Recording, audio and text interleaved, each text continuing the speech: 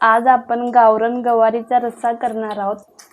तर चला कसं करायचं आहे ते झटकन बघूया। नमस्कार, आलिशा किचन रेसिपी मध्ये आपले स्वागत आहे। आज आपण बनवणार आहोत गावरान गवारीची रस्सा भाजी। तर त्यासाठी पहिला आपण गवारी नीट करून घेऊया।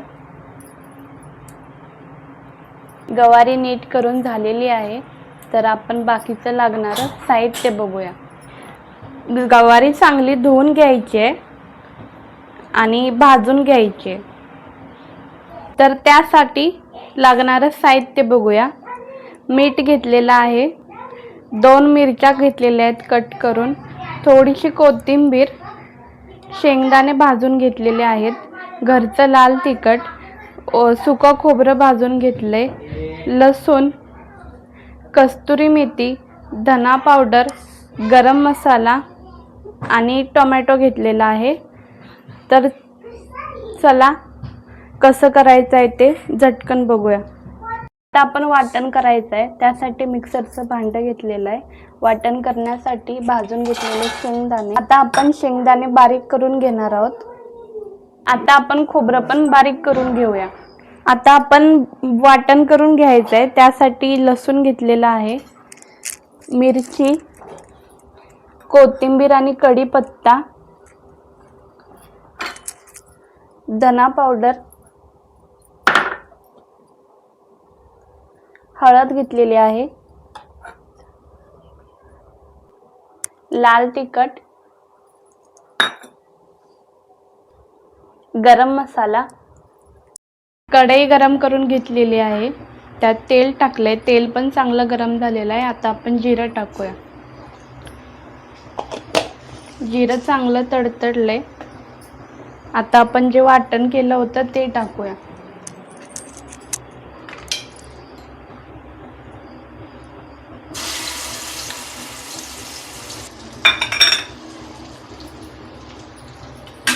आता हे चांगलं परतून घ्यायचंय।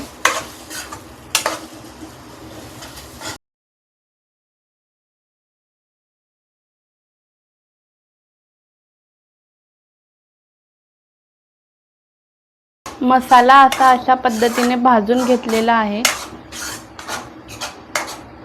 आपल्या चॅनलवर नवीन आला असाल तर सबस्क्राइब करा, जेणेकरून अशाच नवनवीन रेसिपी तुम्हाला रोज पाहायला मिळतील। मसाला चांगला भाजून घेतलेला आहे। आता आपण यात गवारी टाकून घेऊया, चांगलं परतून घेऊया। गवारी आपण आधीच थोडीशी भाजून घेतलेली होती, त्यामुळे जास्त भाजून घ्यायला लागणार नाही। तुमच्या आवडीनुसार तुम्ही यात टोमॅटो घालू शकताय।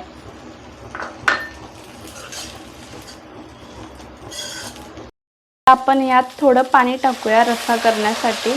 तुम्हाला किती पातळ पाहिजे असेल तेवढं पाणी टाका तुमच्या अंदाजानुसार।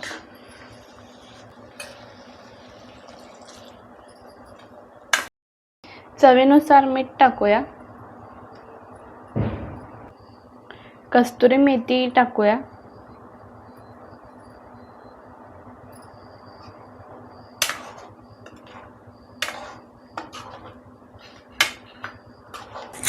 थोडा वेळ भाजीला शिजवून घेऊया।